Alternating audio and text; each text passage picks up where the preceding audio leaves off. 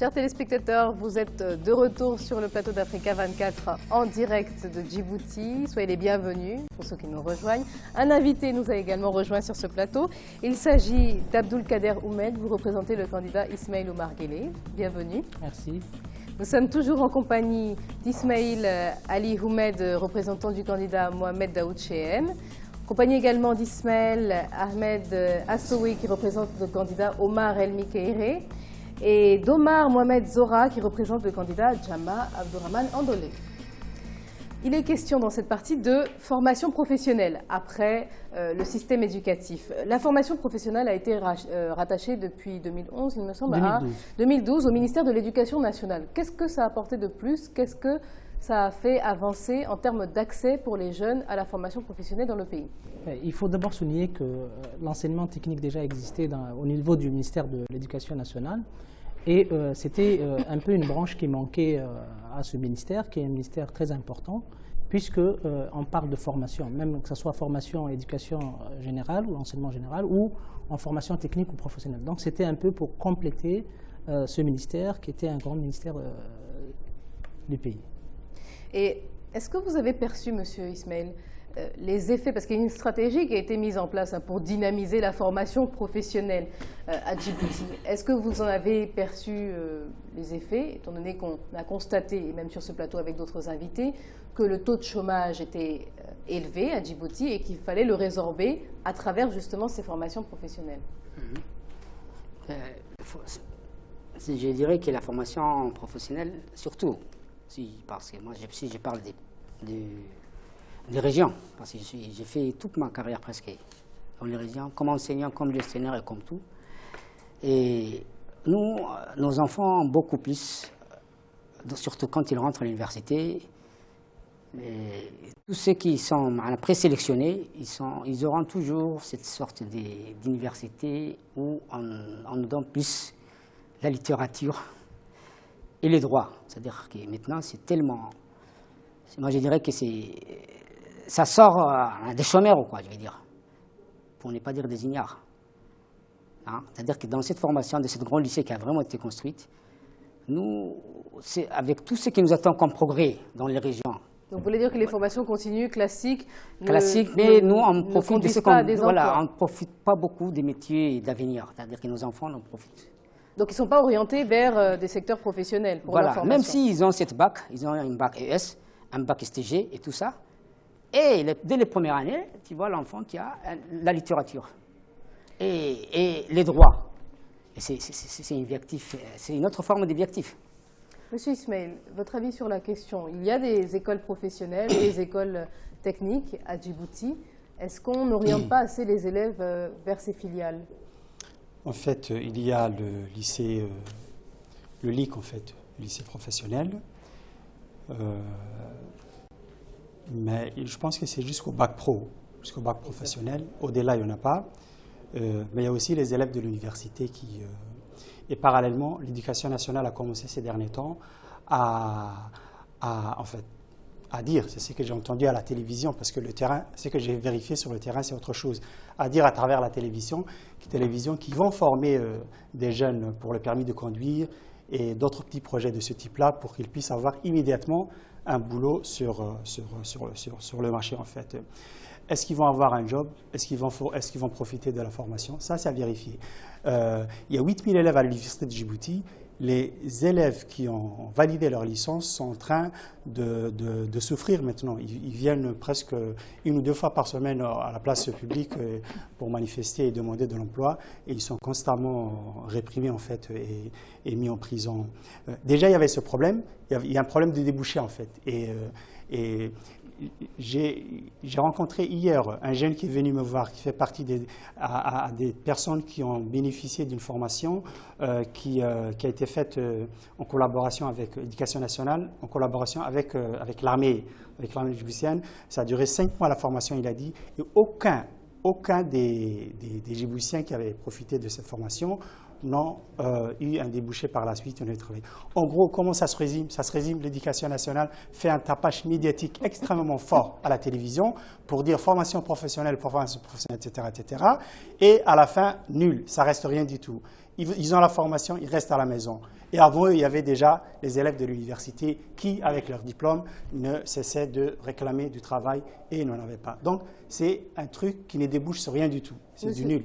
Merci. Monsieur Zoro, alors qu'on suive le système classique ou la formation professionnelle, est-ce que vous aussi vous estimez qu'il n'y a pas assez de débouchés pour ces diplômés, qu'ils soient techniques ou non, à Djibouti? J'aimerais, en premier temps, de mettre un peu la lumière sur la formation professionnelle avant de répondre à votre question, madame. Premièrement, l'utilité, le valeur et le constat de la formation professionnelle sont-ils unis pour proposer ou répondre au cas de la jeunesse djiboutienne? Là, c'est un des premiers critères qui a été en échec. Avant et après le détachement de la formation professionnelle en 2012 auprès du ministère de l'Éducation nationale. Parce qu'on ne voit pas des institutions ou de formation ou des centres de formation professionnelle. À part que le LIC, il n'y en a pas centre d'orientation. Il n'y a pas 3 centres de formation professionnelle à Djibouti? Il n'est pas informé, je pense. Qui? Les LIC. Les LIC. Après, on va répondre. Après, lorsque je vais parler sur la... Donc pour vous, il n'y a pas de centre de formation professionnelle? Très assez. Ah, donc finalement, il y en a, mais pas assez. Même c'est peu, c'est peu. D'accord. C'est cela qui a obligé à Colomonier de ramener des ouvriers qualifiés au Philippines. C'est cela qui a obligé de ramener l'autorité, le président de l'autorité des ports, des Utopiens, auprès du port. Et c'est cela qui a ramené le schéma de phare, c'est qui vient de construire le tram moderne. La compagnie chinoise, le CEE, de ramener eux aussi leurs propres ouvriers qualifiés. Si la formation professionnelle était à la rigueur de répondre au constat présent, pourquoi elle n'aurait dû pas répondre au constat existant? Là, secondo, je vais revenir sur le deuxième. On va poursuivre le tour de table. D'ailleurs, on va aussi prendre l'avis des Djiboutiens. Hein. Quel est leur avis sur ce qui leur est proposé en termes de formation professionnelle? Mokhtar Bari leur a posé la question ce dimanche dans les rues de Djibouti. L'éducation à Djibouti. Le niveau d'éducation à Djibouti est très bas à Djibouti. 80% de la jeunesse djiboutienne ne savent pas lire normalement et écrire normalement. Le taux de scolarisation, vraiment, il est très bon. C'est-à-dire qu'il y a de nombreuses écoles, mais je pense qu'il y a la qualité qui manque. Donc, selon moi, ce que je vois, la qualité, c'est-à-dire à Djibouti, Djibouti-Ville, peut-être qu'il y a de la qualité, mais dans les zones rurales, les étudiants, les enfants qui viennent des Rigo au bord, Tajoura, des Khil, Alicebi, c'est-à-dire des villages par exemple, des écoles qui sont dans les villages. Je pense qu'il faut accentuer la formation, c'est-à-dire l'éducation, pour voir si vraiment, si on enseigne bien, la qualité là-bas, ça manque vraiment. Et notre éducation stagne au niveau des licences. Il y en a qui 20% ou 10% qui ont la chance de continuer leur éducation en allant à l'extérieur. L'étude de Djibouti est une catastrophe condition. Parce que si je parle de l'éducation dans les années 2090, c'était une qualité d'éducation, mais il est très bien. Il meurt à petit feu avec le système éducatif mis en place par le gouvernement, appelé OTI, qui ne sert vraiment à rien. On voit que des élèves de 6e n'arrivent même pas à lire. Alors je pense qu'il faudrait redresser la barre. Il reste beaucoup de choses à faire, mais je pense qu'on est aussi dans les bons sens. Il y a le LIG, en fait, le lycée professionnel, que le ministère a développé, et puis il y a beaucoup de mesures pour développer dans ce secteur éducatif, quoi. Nous avons une éducation de qualité, bien faite, organisée, mais nous avons quelques difficultés, nous sommes confrontés à quelques difficultés au niveau des enseignants. Certains enseignants sont mal organisés, certains enseignants s'en foutent de notre situation. Ils ne font pas d'efforts pour nous encourager, ils ne soutiennent pas. On a de très bons profs et on travaille bien, mais sauf que il y a des étudiants qui ont leur diplôme et qui n'ont pas de travail. L'enseignement n'a aucune morale, ni l'étudiant n'a aucune morale. Donc, je pourrais vous dire que l'éducation nationale est au bas. La formation de l'emploi, ça aussi, il y a un autre problème. 82% de la jeunesse djiboutienne, c'est Vous avez pu avoir des avis divergents hein, sur la question. Monsieur Oumed, alors, juste avant, oui, effectivement, Monsieur Zora soulevait un manque de complexes, notamment de formation professionnelle à Djibouti. Pas assez, nous disait-il. Est-ce que selon vous... je voudrais d'abord répondre à mon ami et mon collègue, M. Ismail, qui disait qu'il y a eu beaucoup de publicité pour la formation professionnelle des jeunes déscolarisés. Bon, malheureusement, après, il a dit que le résultat était zéro. Et il se contredit en même temps en disant qu'il a vu un jeune homme qui a subi une formation, qui a eu une formation de 5 mois et qui n'arrivait pas à trouver du travail. Donc, pour vous dire d'abord que depuis l'année dernière... deux exemples voilà, d'abord, il faut dire... En fait, il est allé jusqu'au bout et il n'a rien. Justement, il ne faut pas dire qu'il n'y a pas eu de formation. Il y a eu plusieurs formations. Donc, d'abord, ça, c'est la première vérité. Pour quel but et pour quel résultat? Justement, c'est pour quel but, c'est très important de le dire, parce que la formation professionnelle, tout le monde le sait, que c'est pour lutter contre le chômage. Vous avez peut-être tombé sur un exemple d'un jeune homme qui n'a pas eu de travail, mais moi j'ai plusieurs exemples de jeunes qui ont eu du travail au port, au niveau même l'armée a recruté les meilleurs chauffeurs qu'on a formés ensemble. Donc c'est dommage de dire aujourd'hui résultat zéro. Ce n'était pas également la seule formation qu'il y a eu, il y a plusieurs formations, il y a eu 1900 jeunes qui ont été formés en sécurité, plomberie, soudure, etc. Donc, quand exactement vous prenez... Depuis juin 2015. Depuis juin 2015. Voilà. Il y a combien de centres de formation professionnelle à Djibouti? Pour répondre à la question de mon ami aussi, c'est qu'en 1999, c'est vrai, il y avait deux centres, deux lycées de formation professionnelle. Aujourd'hui, on en est à pratiquement 12. Il y a un 12e qui est en train de se construire à Balbala. Donc, vous voyez que le chiffre, les effectifs le nombre au niveau des centres et des lycées techniques ont augmenté. Il y en a un dans chaque région. Et puis, le nombre d'élèves aussi. On était à 1000 élèves en 1999. Aujourd'hui, on passe à 3450 élèves. Donc, vous voyez bien que les choses ont bien évolué. De 1000 à 3450 élèves, Monsieur Ismail, c'est tout de même une évolution en la matière. En ce qui concerne les élèves qui sont formés techniquement, reste à savoir si cette formation correspond aux attentes du terrain. Voilà. Il ne peut pas me dire les mêmes choses dans les régions. Dans les régions, on a des élèves formés, je l'ai bien reconnu, formés plutôt en littérature, formés jusqu'au bac, comme des bacs professionnels, comme les STG, ES et tout ça. Et voilà que cet enfant se trouve dès les premières années en littérature. Est-ce qu'il y a un problème d'orientation, monsieur Oumed? Et après non, aussi, je ne pense pas qu'il y a un problème d'orientation. Moi, je peux vous donner déjà si les élèves qui se trouvent dans les régions, notamment, sont orientés après leur baccalauréat vers des filiales qui ne sont pas techniques, est-ce que ça ne pose pas de problème? En fait, il y a peut-être un problème de place au niveau de certaines filières, mais d'abord, par rapport aux jeunes qui réussissent le bac en première partie, c'est-à-dire qui ne sont pas les repêchés, 99% des vœux sont assurés par l'université pour que les jeunes, les enfants puissent continuer leurs études dans les filières qui leur sont proposées. Mais par rapport à les régions, j'aimerais aussi répondre par rapport à ce qu'il a dit. C'est vrai que l'année dernière, il n'y avait pas eu de formation professionnelle pour les jeunes déscolarisés. Cette année, les choses changent. On a commencé déjà avec les permis B pour qu'on puisse faire après les poids lourds et engins de chantier. Donc nous avons fait une étude dans toutes les régions pour voir déjà les faisabilités, les besoins en emploi, donc les besoins par rapport à ça. Nous avons fait une étude, nous sommes passés dans les 5 régions, d'où notre plan de formation pour les 5 régions de l'intérieur. D'accord. Oui, monsieur Ismail. D'accord. Merci bien, monsieur Abdou. Je vous rappelle que déjà, avant ces 2 ans-là, monsieur Abdou n'était pas directeur de l'enseignement professionnel, c'est-à-dire de l'enseignement professionnel, de tout l'enseignement professionnel. Il était directeur administratif. C'était un de mes chefs directs de l'administration. Donc, mais avant 2 ans, avant 3 ans, je vais dire que pour le district,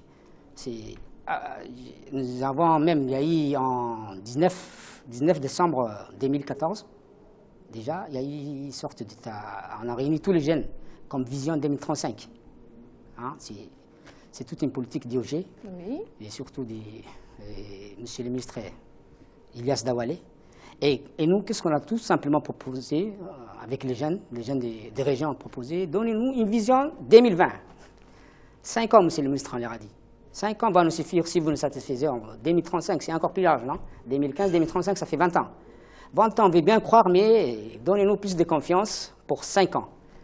Il y a tous ces débats, Tadjoura, tout le monde a entendu les grands thèmes Tadjoura, Vision 2020, où toutes ces questions ont été vraiment posées. C'est de là que j'ai récupéré tout ça. Et c'est même l'AMPI, l'Agence pour les promotions d'investissement. Vous avez AMPI, vous avez déjà entendu, essayez de noter. Oui. Avec des statistiques. Et essayer de reconnaître dans leur district, mais on nous dit qu'on a formé des jeunes jusqu'à 9%. Hein, on va former à partir de là, hein, jusqu'à 9%, et dans tout Djibouti, c'est 76%. 9% pour les districts aussi d'Ali Sabieh. Et les autres districts, normalement, qui étaient un peu plus aisés, comme Arta, qui ont tous. C'est vraiment contradictoire et pas cohérent. C'est 3%.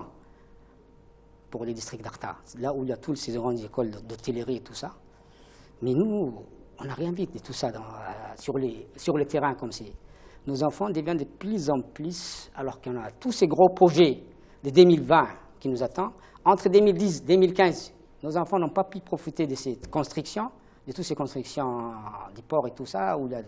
Et je vous rappelle aussi qu'on n'a même pas besoin de construire. Il y a les lycées Carladien, les LUC, les lycées Carladien, la CFPA aussi, depuis 2012, qui devrait être opérationnel pour satisfaire ces demandes. Alors, rien. M. Ismaël, oui, justement. En matière de formation professionnelle, il y a différents secteurs où justement on pourrait pousser les jeunes en tout cas auxquels on pourrait pousser les jeunes à s'intéresser. En l'occurrence, par exemple, l'agriculture, l'élevage, la pêche, la logistique, les transports et bien d'autres secteurs d'activité. À Djibouti, qu'est-ce qu'il faudrait faire? Parce qu'il faut développer en même temps l'économie. En fait, pour répondre à mon camarade, ce que je disais n'était pas contradictoire en fait. C'était pour dire que, mais pourquoi tout ça? Pourquoi? Il faudrait qu'il y ait une finalité, un but. À la fin, il n'y a rien, je disais. Ils font des formations pour le plaisir de faire des formations. Plutôt des formations pour que ça passe à la télévision et pour les mettre en faveur de la politique du président de la République. Ce président de la République, dont la politique a complètement échoué au sujet de l'université de Djibouti. Lorsque des étudiants de l'université de Djibouti se présentent devant le Parlement avec des banderoles pour faire entendre leur voix et dire que nous sommes en chômage depuis X temps et nous sommes diplômés et qu'on les arrête et qu'on les emmène tous dans une prison pendant une semaine où ils souffrent là-bas, C'est cette réalité qui est présente à Djibouti. C'est cette réalité qui dérange en fait le régime comme on a dit. Et pour camoufler cette réalité, ils ont mis des petits projets très rapides, formation en une semaine, formation en 2 mois, en 5 mois. Et pour quel résultat à la fin? Il aura son permis de conduire, il aura un chauffeur. Ce sont des métiers misérables, monsieur.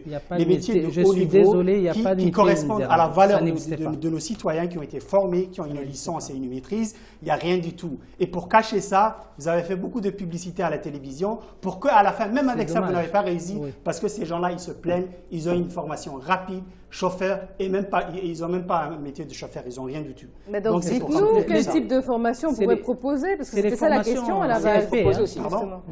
La question que je vous avais posée, c'est de savoir quelles formations seraient les plus adaptées aux Djiboutiens, aux jeunes Djiboutiens. Je pense que l'université de Djibouti a suffisamment de filières qui sont en normes internationales et qui pourraient produire suffisamment de cadres qui pourraient prendre l'égide de l'administration de la République de Djibouti. Ah là, on est en train de parler de formation professionnelle. Donc il y a une branche ingénierie à l'université. Oui, mais on ne va pas former tous les Djiboutiens à l'ingénierie.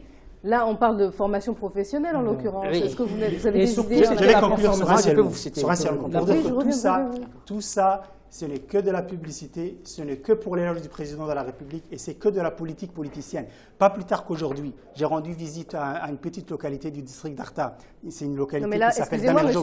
C'est une localité qui s'appelle Damerjo. Il y a un centre de formation. Il y a un centre de formation. Vous ne répondez pas à la question, monsieur Ismaël. Mais je réponds à votre question. Mais non, vous avez parlé de la formation professionnelle. Qu'est-ce qu'il faudrait en termes de formation professionnelle proposer aux élèves ou aux étudiants pour leur permettre d'avoir des débouchés dans leur carrière future? des types de formations qu'on pourrait leur proposer. Exactement. D'abord, il faut que je finisse avec le monsieur qui écoutez, on va faire le tour de table. Il reste 4 minutes de débat. Je vous ai donné la parole pour proposer ce que votre candidat mettait en valeur, mais on va poser la question à M. Zora. Monsieur Zora, vous faites partie de la jeunesse. Monsieur Ismaël, s'il vous plaît. Monsieur Zora, vous faites partie de cette jeunesse djiboutienne. Vers quel secteur d'activité vous intéressez-vous? À quel secteur vous intéressez-vous? Est-ce que selon vous, on pourrait en développer certains auxquels on n'a pas encore pensé? J'aimerais m'associer à ma chère amie sur le sujet de la formation professionnelle. Il faut premièrement étudier quelles sont les ressources de ce pays et comment la jeunesse peut en profiter. C'est comme le cas de la pêche. Djibouti est au bord de la mer. Au bord de la mer. Si on apprend de jeunes Djiboutiens à pêcher et qu'on ne donne pas le matériel de pêcher, quelle sera l'utilité de ces formations professionnelles? J'aimerais, en ce cas, les associer, de leur permettre, sur la structure de la formation professionnelle, à l'entrepreneuriat, qui va nécessiter les jeunes Djiboutiens de se débrouiller eux-mêmes. C'est le cas. Je ne suis pas contre que vous les appreniez à conduire les gens en s'associant avec le militaire. Mais quelle logistique, quel emploi vous proposez pour répondre? Donc, pour compléter ça, il fallait les orienter après la formation professionnelle dans le titre de la formation qu'on appelle la création d'entreprises de transport. Parce qu'il sait conduire. On arrive au terme. Monsieur Ismaël, on terminera avec vous. Ce qu'on aurait proposé pour les districts. Monsieur Ismaël, on terminera. Il nous reste 2 minutes, c'est très simple de débat. Bien évidemment. Monsieur Ismaël, concluez en 30 secondes. Vous avez 30 secondes pour conclure. Voilà, juste pour les districts, là, tout ce qui a été déposé par les jeunes, par la jeunesse en 2014 comme vision 2020, les régions, les jeunesses de la région, avec tous leurs diplômes affamés, ils attendent à ce que leur CFPA, leur LIC, soit plus opérationnel. Parce que là ils nous parlent à Djibouti, moi aussi je le reconnais, on nous parle qu'il y a eu des formations. Là-bas, il n'y a même pas eu de formations dans les régions. Donc il faut vraiment former, même la jeunesse en 2015, on a saisi les présidents de la République. Et donc c'est une dernière fois, ce que j'ai proposé, avec notre candidat, c'est qu'il y ait au moins au nord, des universités professionnelles. D'accord, on a compris le propos.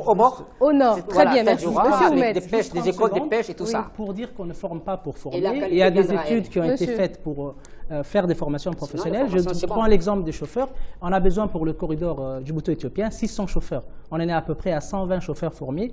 Vous allez faire vous-même le manque qu'il y a aujourd'hui. Par rapport à la pêche, malheureusement, monsieur n'est pas au courant, mais il y a une formation en pêche qui est en cours avec 6 barques de formation. En cours, là, actuellement, il peut vérifier. Depuis 2012 et aujourd'hui, en cours. Vous pouvez vérifier. Il y a eu un reportage. Malheureusement, il n'a pas regardé la télé, je pense. Ça fait 2 mois que la formation a eu lieu avec des professionnels, malheureusement. Pour Tadjoura, pour les ports de Tadjoura, etc. Nous allons signer les conventions avec les autorités du port pour qu'on puisse avoir non seulement les effectifs et les profils des jeunes, pour qu'on puisse les former. Merci à vous d'avoir accepté de participer à cette émission. Nous arrivons au terme de ce programme. Le thème de celle à venir sera l'accès aux soins de santé. Merci donc, chers invités. Merci à vous, chers téléspectateurs, d'avoir suivi ce débat. Je vous laisse en compagnie de Richard Togbe pour le débriefing des experts.